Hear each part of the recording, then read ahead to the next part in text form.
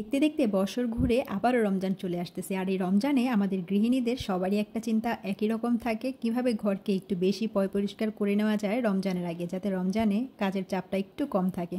আসসালামু আলাইকুম এভরিওয়ান, কেমন আছেন সবাই? আশা করছি সবাই ভালো আছেন। আল্লাহর অশেষ রহমতে আমরাও ভালো আছি। আর মাত্র 8 দিন পরেই পবিত্র মাহে রমজান শুরু হয়ে যাবে, আর এখন থেকে আমি আমার ঘরের সব কিছু একটু বেশি পরিষ্কার করে নেওয়ার চেষ্টা করছিলাম। একটা একটা করে সব কিছুই পরিষ্কার করে নিব। একটু ডিপ ক্লিন করছি আজকে। ফিল্টার রাখার যে র্যাকটা আছে আমার, সেটা সাবান পানি দিয়ে ভালোভাবে পরিষ্কার করে নিয়েছি। আর এরপরে হচ্ছে এই যে আমার রাইস কুকার, এটাকেও সাবান দিয়ে ভালোভাবে ঘষে মেজে একেবারে চকচকে পরিষ্কার করে দিব। আর এর সাথে আমার যে ব্লেন্ডারটা আছে সেটাও আজকে একদম সাবান দিয়ে ধুয়ে নিব। আসলে এইসব কাজ মাসে একবার করলেই হয়, যেহেতু রমজান মাস চলে আসছে, আর রমজানে চাচ্ছিলাম না এত বেশি কাজের প্যারা নিতে, একটু ইবাদতে সময় দিতে চাচ্ছি। এজন্য আগেভাগে এই কাজগুলো সেরে নিচ্ছিলাম।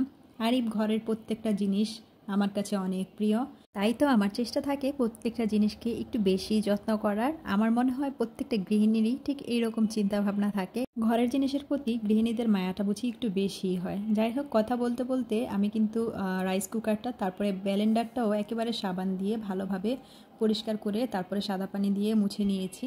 আর এই তো এখন কিন্তু দুইটাই একদম চকচকে হয়ে গিয়েছে। যাক, আমার আর রমজান মাসে এগুলো করার ঝামেলা থাকবে না, আগেভাগেই করে নিয়েছি। আর এছাড়া তো ঘরের আরও অনেক কাজ থাকে, এর পাশাপাশি কিন্তু আমি রান্নাবান্নাটাও সেরে নিচ্ছি। চুলায় অন্যদিকে রান্না চাপিয়ে দিয়ে আসছি।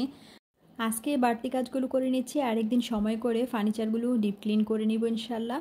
আর এইদিকে আমি আজকে বেসিনটাও ধুয়ে নিয়েছি। বেসিন তো সপ্তাহে 2 দিন ধুতেই হয়, আর রমজান মাসেও ধুতে হবে, এটা তো আর বাদ দেওয়া যাবে না। তবে আজকে বেসিনটা ধোয়ার পর একদম চকচকে লাগছিল। পরিষ্কার পরিচ্ছন্ন থাকলে ঘর এমনিতেও অনেক বেশি ভালো লাগে। আর আজকে দুপুরে রান্না করেছিলাম পোলাও, রোস্ট আর টমেটো আর শসা দিয়ে সালাদ, এর সাথে লেবু কেটে নিয়েছি। এটাই আমাদের দুপুরের খাবার। আর রাতের বেলায় বাবুর বাবা বলে রেখেছে মোমো খাবে, তো সেই জন্য মোমোর প্রিপারেশন নিয়েছি। আর এখানে হচ্ছে একটা ব্রয়লার মুরগির সিনার অংশ 250 গ্রামের মতো ছিল, তো সেটা আমি ফ্রিজ থেকে বের করে ব্লেন্ড করে এর সাথে আদা কুচি আর হচ্ছে কাঁচামরিচ কুচি দিয়ে লবণ, তারপর হচ্ছে গোলমরিচের গুঁড়া এসব দিয়ে ম্যারিনেট করে রেখেছিলাম। এরপরে হচ্ছে পাতলা করে রুটি বেলে নিয়েছি, আর এখন একটি ঢাকনার সাহায্যে ছোট ছোট করে কেটে নিচ্ছি। তবে ঢাকনার সাহায্যে না কেটে ছোট ছোট করে এভাবে বেলে নেওয়া যেত। আমার কাছে এই প্রসেসটাই সবচেয়ে সহজ মনে হয়েছে, আর তাড়াতাড়ি করা যাবে মনে হলো, তাই এভাবেই করছি। যদিও এতে মোমোর সাইজ একেবারেই ছোট ছোট হবে, কোনো সমস্যা নাই, যেহেতু আমরা ঘরেই খাবো। আর ছোট মোমো খেতে কিন্তু সাইজে আমার কাছে ভালোই লাগে, খারাপ লাগে না। আর বাবুর বাবাও কোনো মন্তব্য করে না, তিনিও খেয়ে নিতে পারে। এই যে দেখেন কি ছোট্ট ছোট্ট কিউট কিউট মোমো হচ্ছে। আসলে মোমো কিন্তু আমি বেশ ভালোভাবে বটতে পারি না, ওই যে মুখটা যে বন্ধ করে ভালোভাবে করতে পারি না, তাই আমি আমার মতো করেই করে নিচ্ছিলাম।